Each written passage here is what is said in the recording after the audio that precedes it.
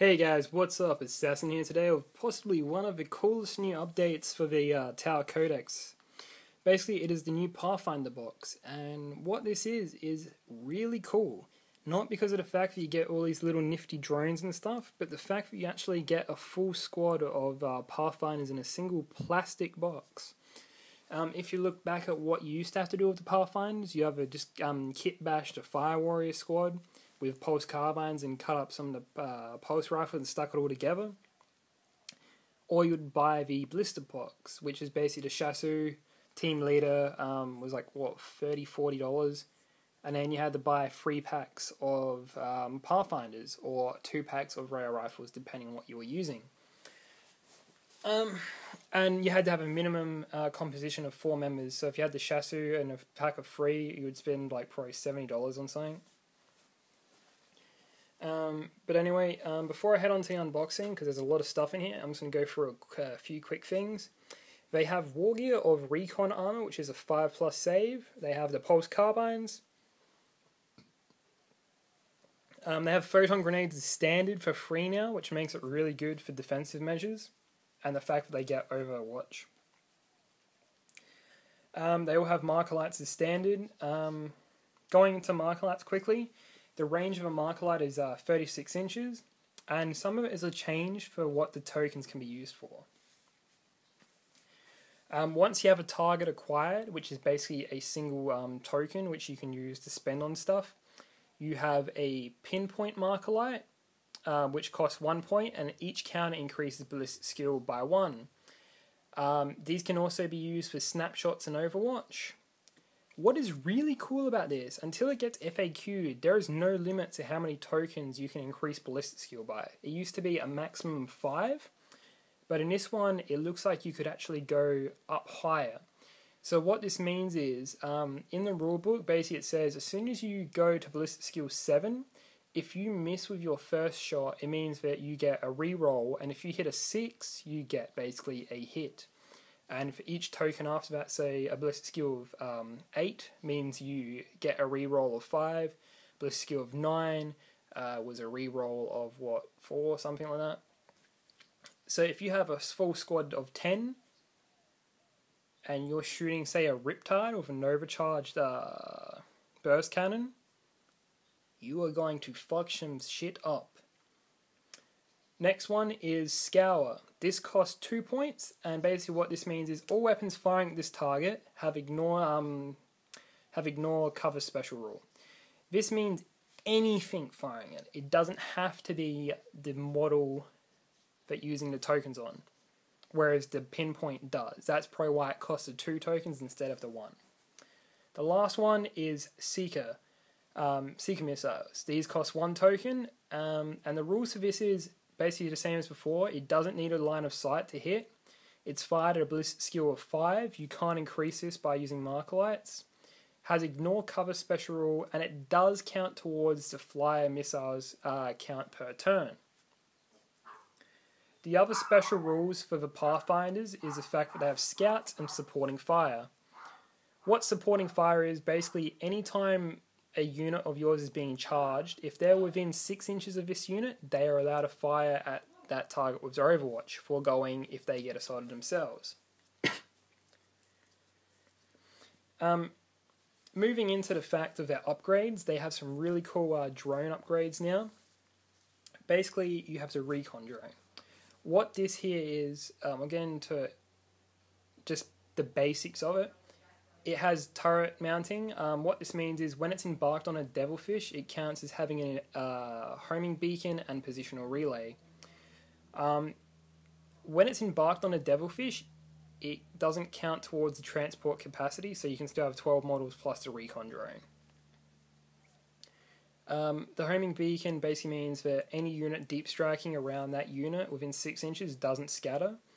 And the positional relay basically means if it's within 6 inches of board edge, any unit coming in from reserves is allowed to use outflank from that board edge. Basically anywhere along the board edge. It doesn't have to be where the devilfish is either.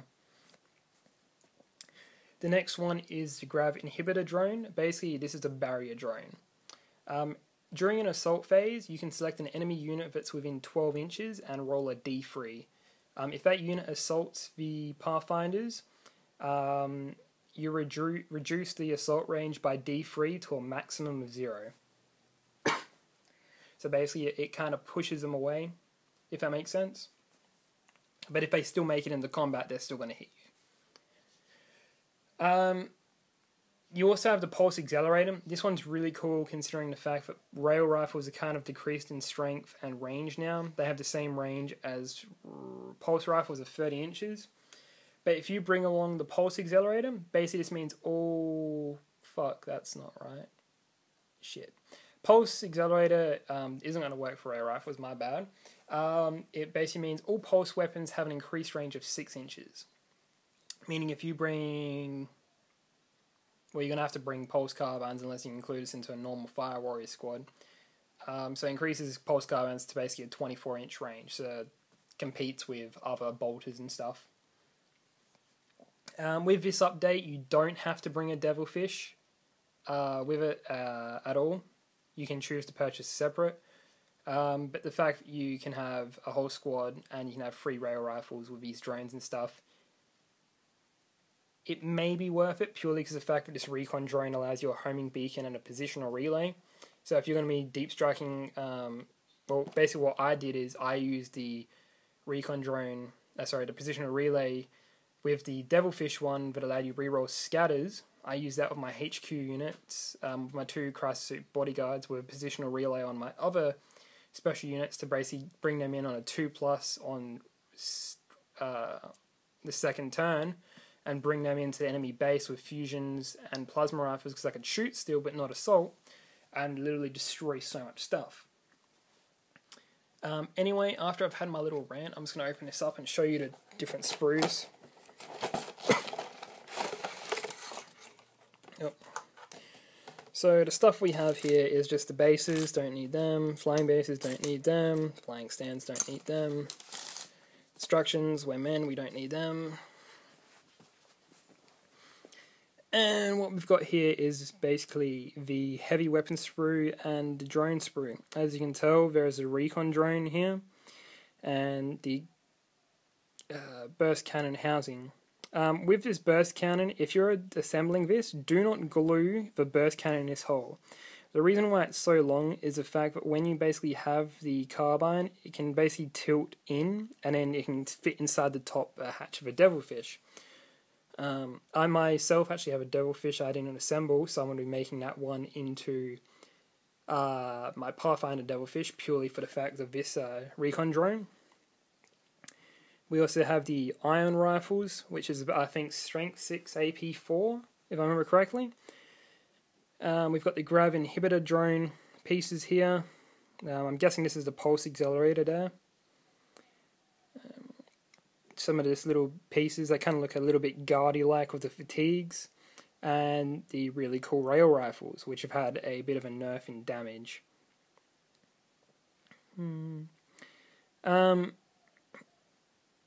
It looks like you actually get to put the markerlights on the guns yourself now. Yeah. Basically, if you can see here, you've got the markerlights which you put onto the carbines yourself.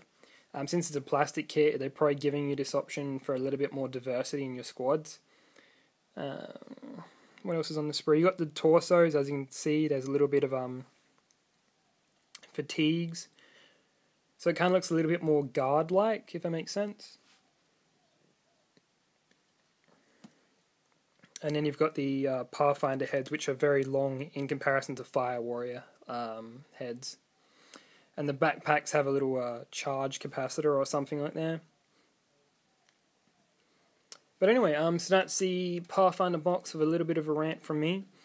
All up, I really like this box set probably the most. It looks definitely the coolest out of a lot of the box sets that came out of the update, purely because of the fact that how you used to kind of set up Pathfinders was a bit expensive, and this box set gives you everything you need to have a full squad in one go.